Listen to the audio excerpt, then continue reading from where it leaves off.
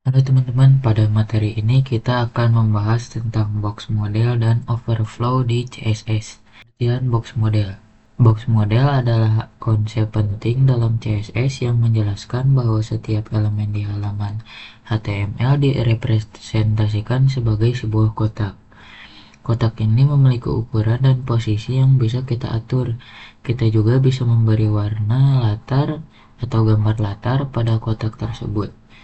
Dengan memahami box model, kita dapat mengatur jarak, ruang, dan tampilan elemen secara presisi. Ini adalah contoh komponen box model. Box model terdiri dari 4 komponen utama. Pertama, konten, yaitu area di mana teks atau gambar ditampilkan. Yang kedua, padding, yaitu jarak antara konten dengan garis tepi elemen.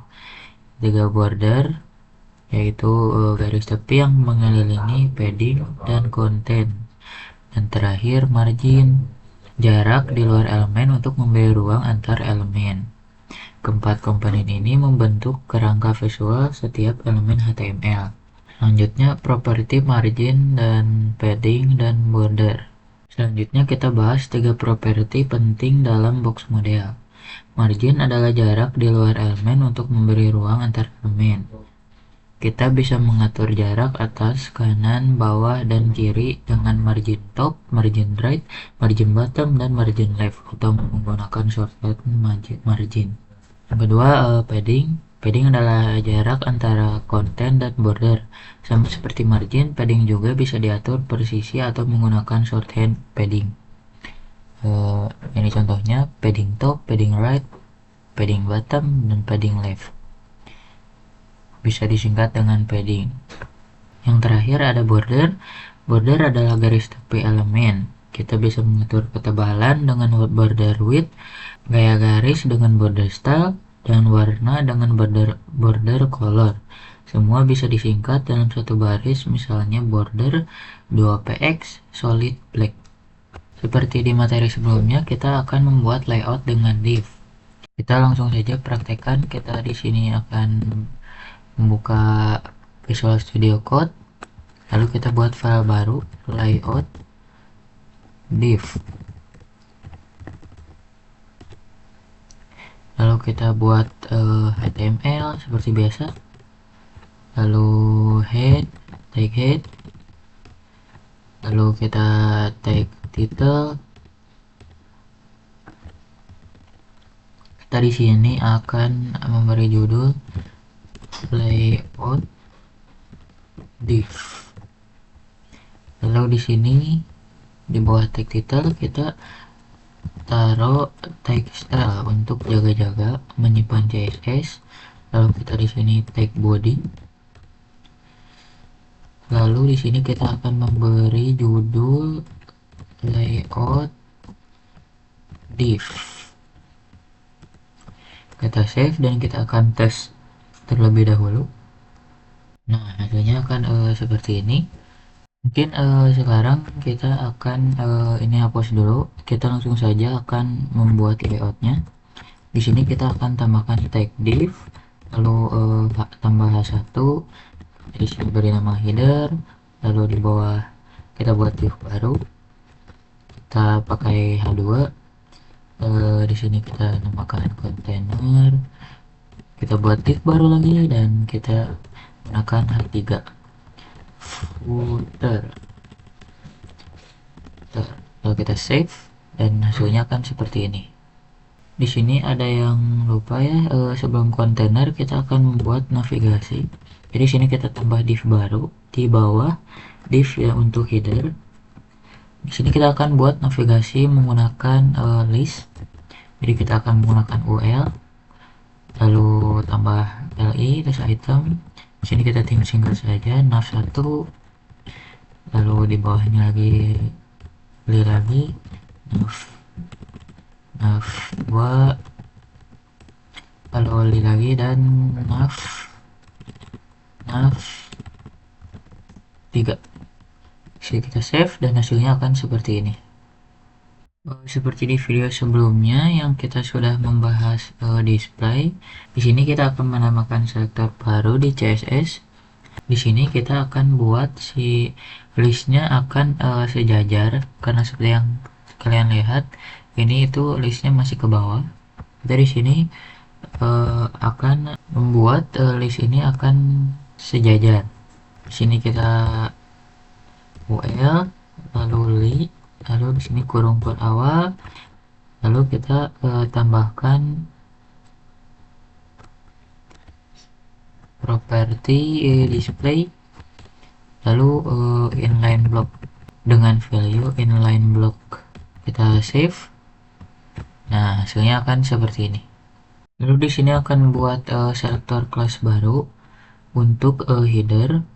Di sini kita akan buat header, lalu kurung per awal, lalu kita buat teksnya di tengah, text align center, lalu tingginya 50 pixel, lalu background color kita kasih aqua saja, lalu kita save. Oh ya, saya lupa untuk menambahkan kelas di sini. Kita di sini div spasi kelas, kita beri header, save. Hasilnya akan seperti ini. Lalu di sini kita akan menambahkan selektor baru untuk si kontainernya.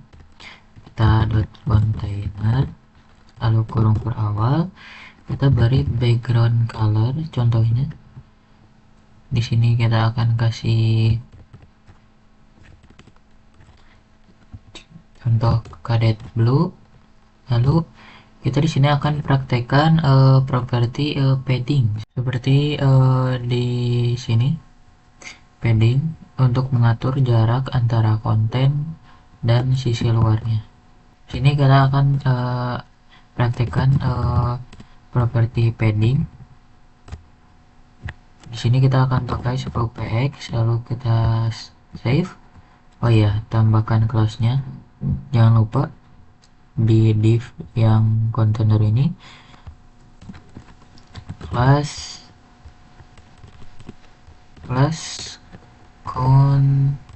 container, kita save dan hasilnya akan seperti ini. Seperti yang kalian lihat, sebelum kita pakai padding, contoh kita save, ini tuh akan berdempet dengan sisi halamannya. Kalau kita kasih padding 10px, jika kita kasih padding, ntar bakal ada jarak antara sisi luar dan si kontennya. Bila kita tambahkan contoh di sini, bila tidak terlihat, kita tambahkan 50, ntar bakal lebih renggang lagi. Jadi kita akan 10 saja, kita save dan akan seperti ini.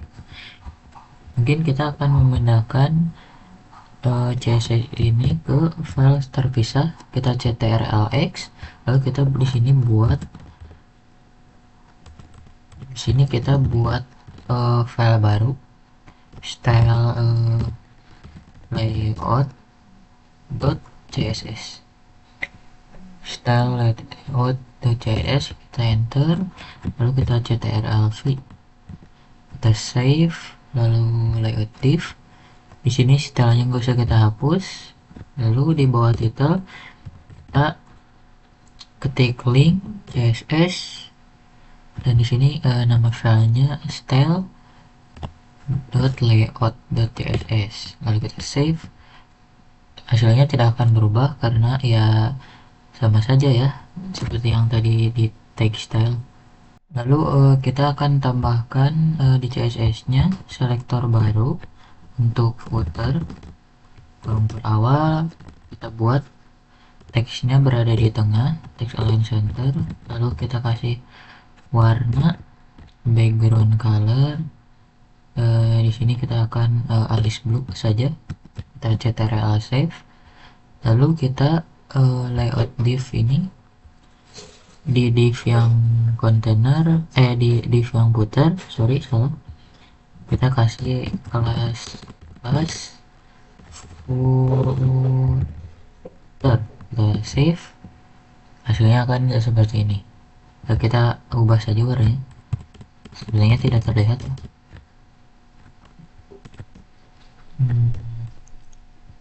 Kita kasih warna gold, hasilnya akan seperti ini. Nah, untuk penggunaan padding sendiri sudah kita praktekkan. Lalu selanjutnya kita akan mengimplementasikan penggunaan margin. Langsung saja di sini contohnya, langsung saja di sini kita akan beri contohnya di yang list ini. Kita beri margin right agar tulisan si nav1 dan nav2 ini tidak saling berdempetan. Contohnya di sini kita akan beri 20 pixel, lalu kita save. Nah, jarak antara nav1 dan nav2 dan nav3 itu akan berjauhan ya, karena kita sudah memberi margin right. Itu adalah memberi jarak antar elemen dari si list item yang isinya adalah nav1, nav2, nav3.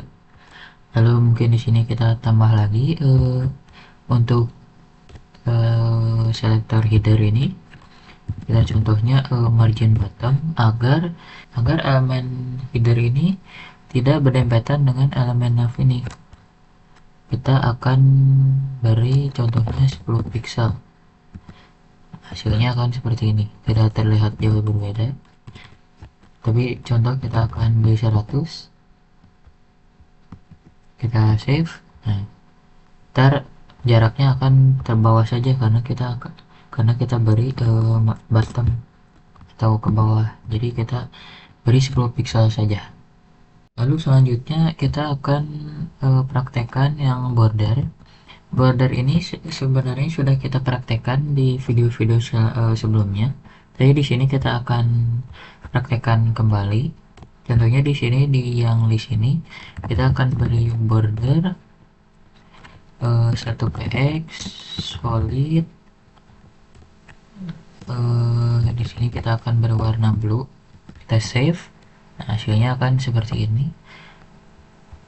Lalu mungkin kita akan beri padding 10px, kita save. Nah,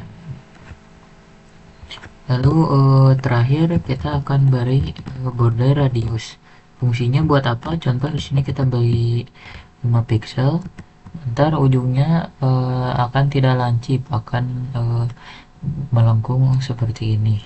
Jika kita perbesar lagi, ntar akan lebih melengkung, jadi kita akan beri saja 5px saja. Mungkin di footer ini juga kita akan beri padding karena terlihat terlalu mepet, kita akan beri 10px. Nah, hasilnya akan seperti ini. Untuk pengimplementasian margin, padding, dan border sendiri sudah kita praktekkan. Lalu untuk border sendiri mempunyai value untuk width atau ukuran. Ini contohnya di sini 1px.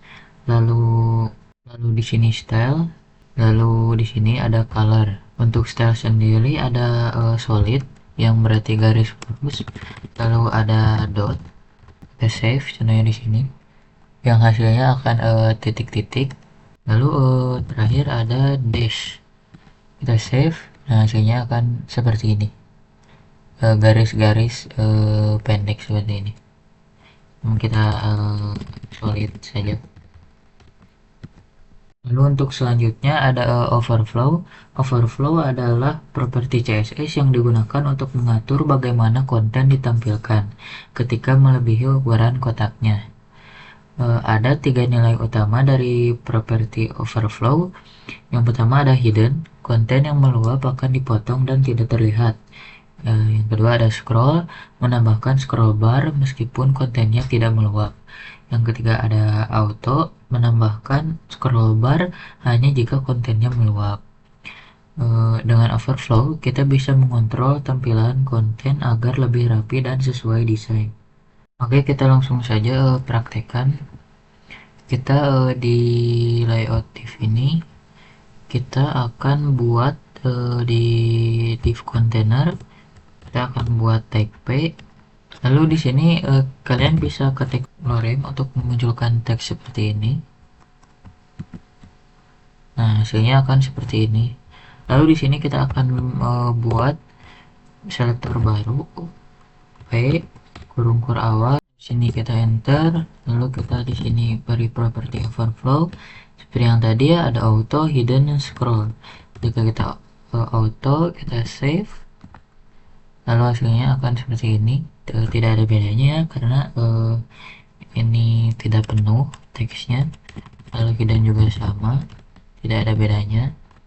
Lalu jika kita tambahkan scroll, kita save, dan ntar akan muncul seperti ini. Jika kontennya tidak muat, ntar bakal bisa di scroll. Contoh, kita akan zoom, kita akan perbesar. Nah, ntar bakal bisa di scroll seperti ini. Mungkin sekian untuk materi kali ini. Kita lanjut ke video selanjutnya.